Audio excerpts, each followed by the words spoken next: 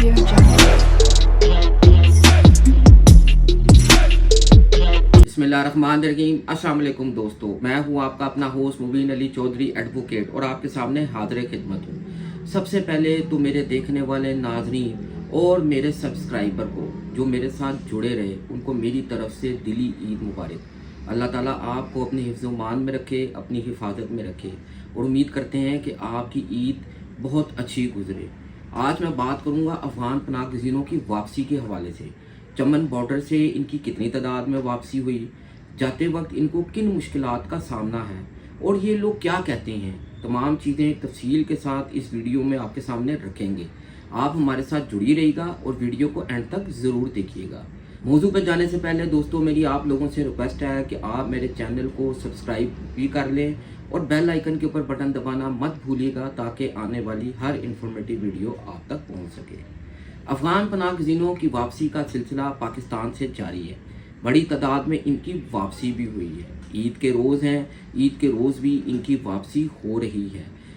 असल में मसला क्या है, ये लोग वापस जाते हुए किस बात का गिला कर रहे हैं और इनको किन मुश्किलात का सामना करना पड़ रहा है। दोस्तों चमन बॉर्डर से इनकी जो वापसी हुई है, कहा जाता है कि वो तकरीबन जो है 1,48,000 के लगभग जो है इनकी चमन बॉर्डर से वापसी हुई है और वहाँ से ये सिलसिला अब तक जारी है। इनका इनकलाब वहाँ से हो रहा है और ये लोग वापस अफ़गानिस्तान भी जा रहे हैं। बात करते हैं कि ये लोग 4 दहाइयों से पाकिस्तान के अंदर रहे।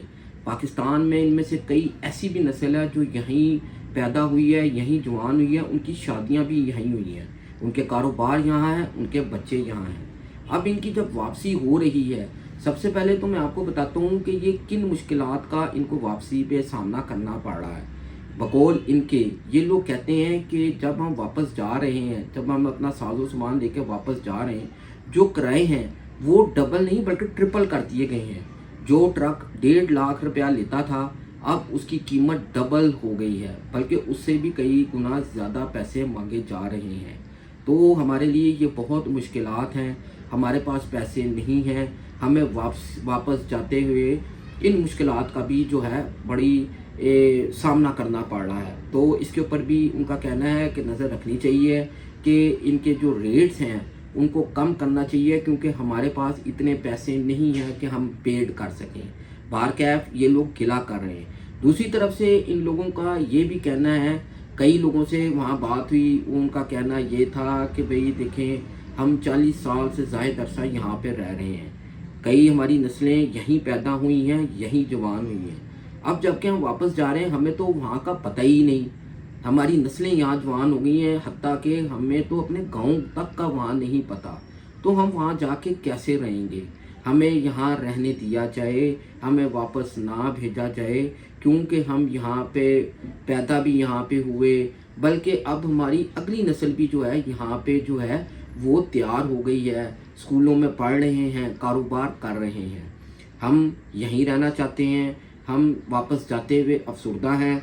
पाकिस्तान को हमने अपना मुल्क समझा, लेकिन सवाल तो ये है कि आखिर जब आप किसी मुल्क में रहते हैं तो आप कानूनी तरीके के साथ यहाँ पर रह सकते हैं। 40 साल से ज़ायद अरसा ये लोग पाकिस्तान में रहे, पाकिस्तान ने इनको हर किस्म की सहूलियात भी मैसर दी, हर किस्म का इनका ख्याल भी रखा। अब पाकिस्तान और अफ़गानिस्तान की जो इन दिनों कुशैदगी जारी है, तो पाकिस्तान ने क्रैकडाउन का सिलसिला यहाँ रोका नहीं, इनकी वापसी मुमकिन बनाई जा रही है। पाकिस्तान का अफ़गानिस्तान की ये बुरी हुकूमत से एक ही था बात कि भाई आप अपनी सरजमीन पाकिस्तान के ख़िलाफ़ इस्तेमाल मत होने दें, आप लोग जो वहाँ मौजूद दहशतगर्द के ठिकानों पर जो है कार्रवाई करें। बहरहाल उन्होंने अब तक तो ऐसा ना किया, तो पाकिस्तान ने फिर ये स्टेप उठाया। पाकिस्तान ने दहशतगर्द जो वहाँ मौजूद थे उनके ठिकानों को वहाँ पे निशाना बनाया। बार क्या, पाकिस्तान और अफ़गानिस्तान इनकी एक हिस्ट्री है। 40 साल पहले ये लोग पाकिस्तान आए थे, पाकिस्तान ने इनको तमाम तर सहूलियात भी मैसर दी। अब बकौल इनके ये भी कहना है कि जो सहूलियात हमें यहाँ पे मैसर थी वो हमें वहाँ पे नहीं मिलेंगी, हमें वहाँ पे बड़ी मुश्किलात का सामना करना पड़ेगा। हम तो अपना मुल्क ही पाकिस्तान को समझते रहे, अब हमें वापस भेजा जा रहा है, हमें बड़ा तकलीफ़ है, हमें इस चीज़ का बड़ा दुख है।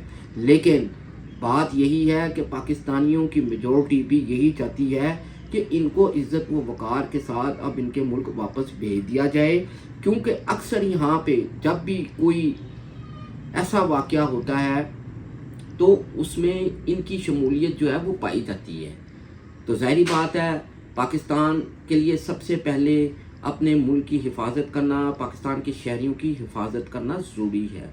पाकिस्तान ने इनके ख़िलाफ़ क्रैकडाउन का आगाज़ 2023 से किया हुआ है, अब 2026 है, अब तक ये सिलसिला जारी है।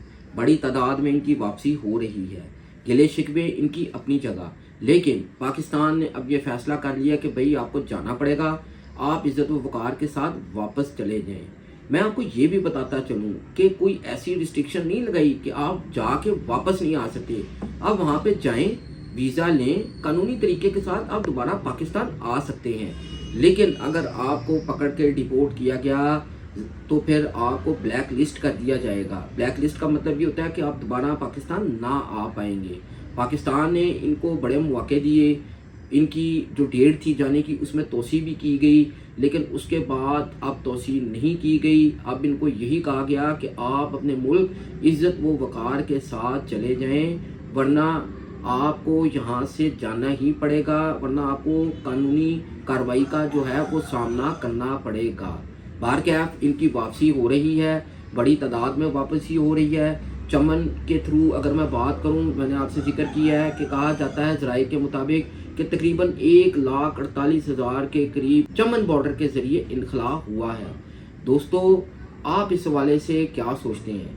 क्या इनके लिए कोई नरमी करनी चाहिए, इनको कोई रियायत देनी चाहिए, या इनकी वापसी को मुमकिन बनाना चाहिए और इनकी वापसी को तेज़ करना चाहिए? आए कमेंट सेक्शन में ज़रूर दीजिएगा। नेक्स्ट वीडियो तक के लिए मुझे इजाज़त दीजिएगा। अपना ख्याल रखिएगा। अल्लाह हाफ़िज़।